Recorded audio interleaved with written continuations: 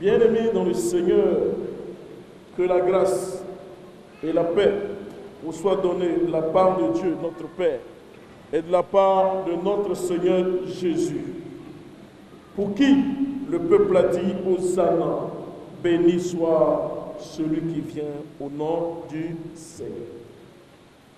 Le thème du jour est Hosanna, béni soit celui qui vient au nom du Seigneur. Et il est tiré de l'évangile de Jésus-Christ, selon Jean, le chapitre 12 et le verset 13, qui dit ceci: une foule nombreuse de gens prit des branches de palmier et allèrent au-devant de lui en criant Hosanna, béni soit celui qui vient au nom du Seigneur, le roi d'Israël. Quand vous entendez Hosanna, vous répondez béni soit celui qui vient au nom du Seigneur.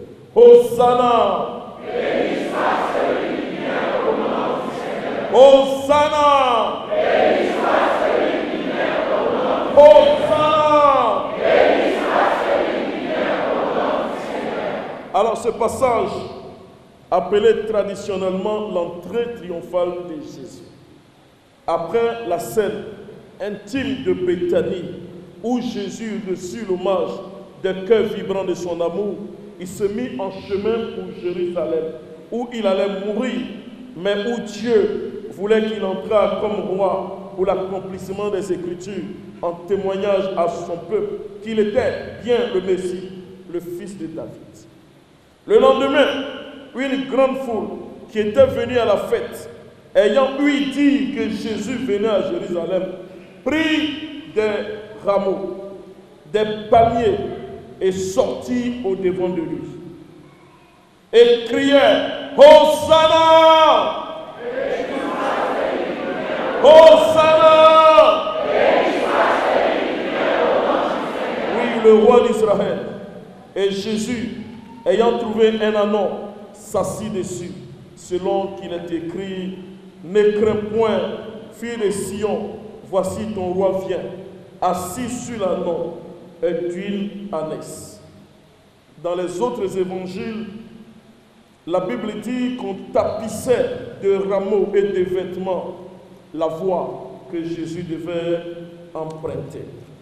Malgré la haine des responsables juifs et leur volonté de faire mourir Jésus, Dieu garde la haute main sur tout et il veut que son Fils soit glorifié comme les prophètes l'ont annoncé. Voici ton roi vient à toi, il est juste et ayant le salut, humble et monté sur un âne.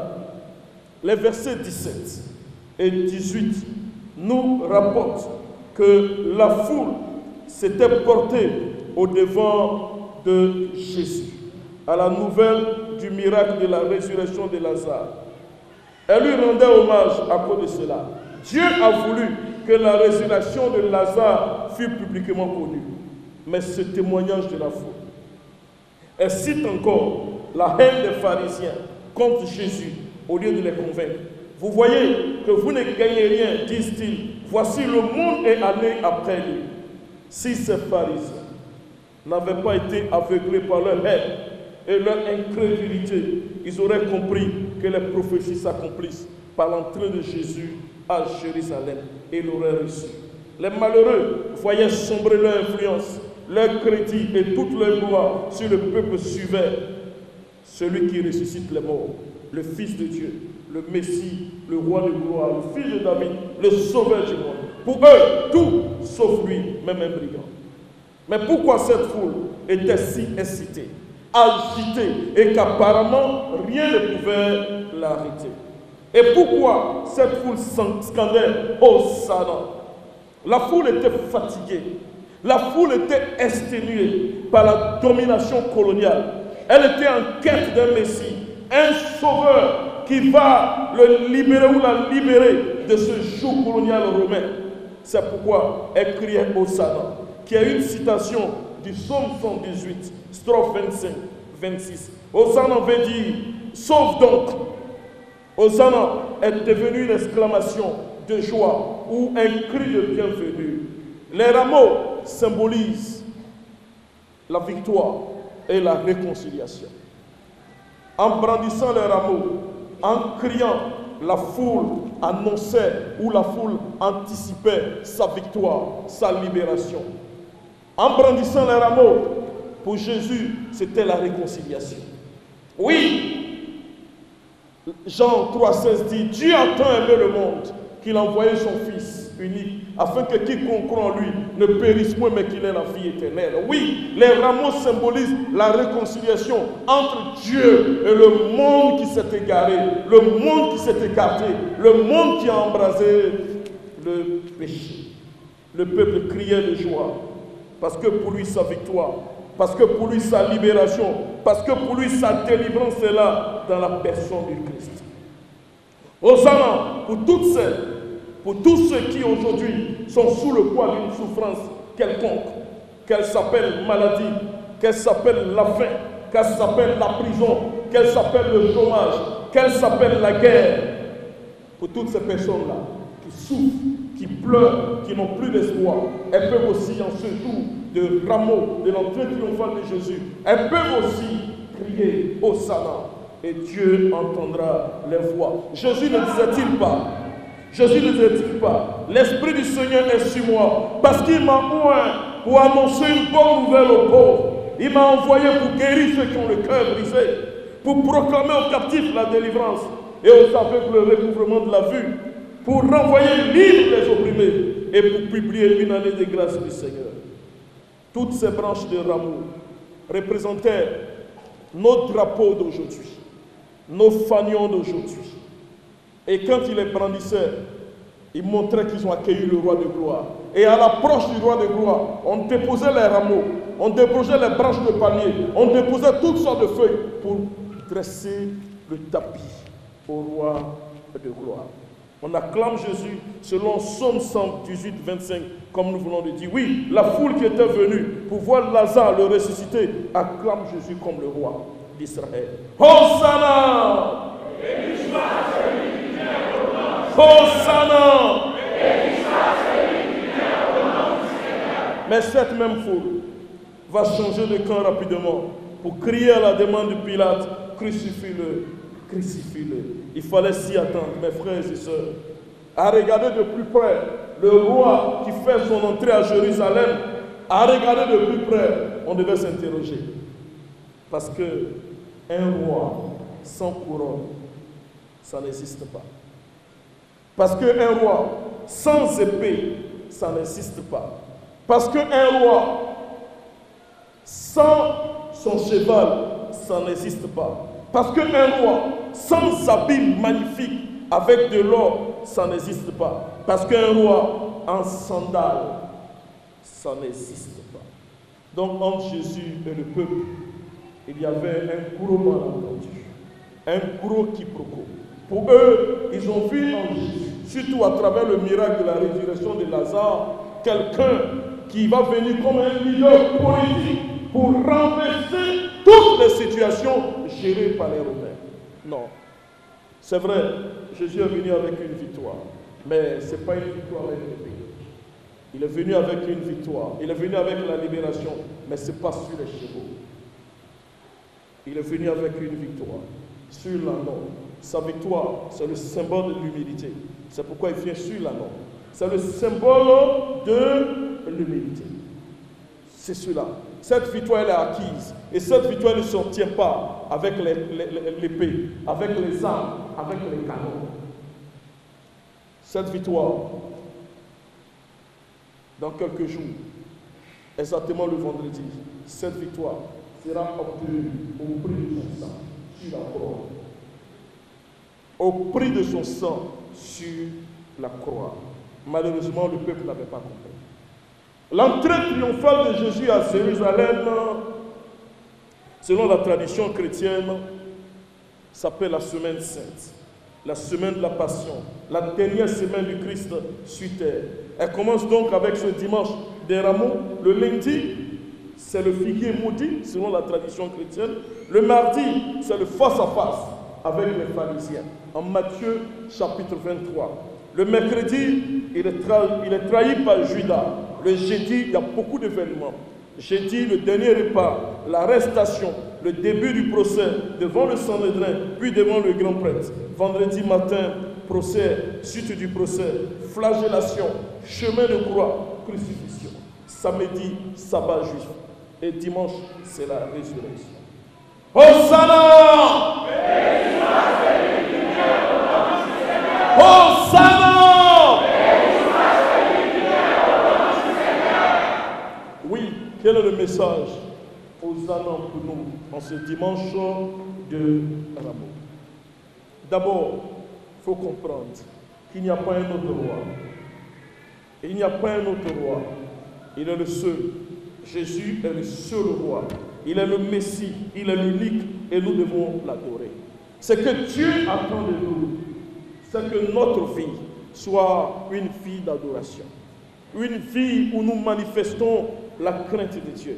Une vie où nous reconnaissons que Jésus est effectivement roi. Parce que, à l'heure où nous parlons, il siège à la droite du Père Tout-Puissant.